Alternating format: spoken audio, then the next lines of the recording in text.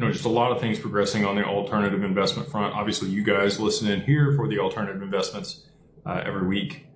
And we focus on digital assets and how to structure that the right way, mitigate taxes, set yourself up for price appreciation for the adoption of this emerging asset class. Things haven't shifted a whole lot from Monday when it comes to the Clarity Act.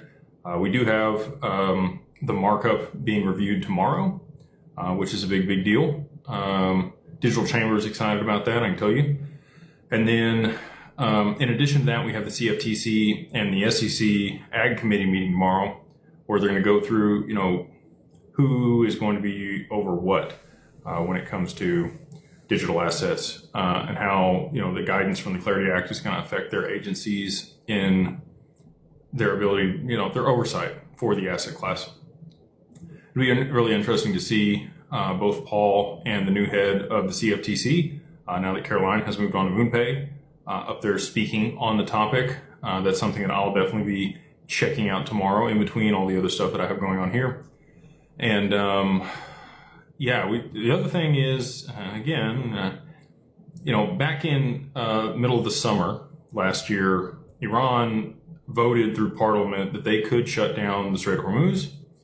That obviously did never happen, but they still have that vote present. They could absolutely do it. And now you got Trump coming out this evening saying that they're just going to go block the whole strait by Friday, was his threat, basically. And they have all of the military in the region to be able to do it.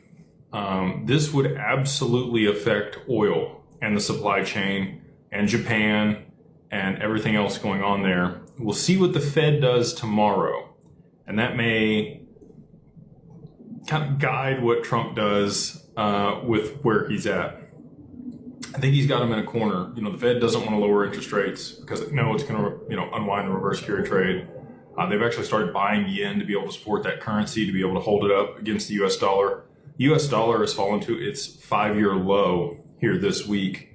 If you look at the DXY, I think we're back down to like 96, something like that. So it's the lowest relative strength index for the dollar that we've seen in a long time. And again, that is because the Fed is trying to support the yen to make sure that they don't have too much inflation there, and the Bank of Japan has to raise interest rates. Well, if they get back into a corner and oil spikes, they're absolutely going to have to do that. And everything that I've been talking about for almost 2 years now will play out with the domino theory. And I think a lot of people are ready for that. Again, these are global macroeconomic events that have to play out in order to see these crazy high prices that I've been talking about for a long time.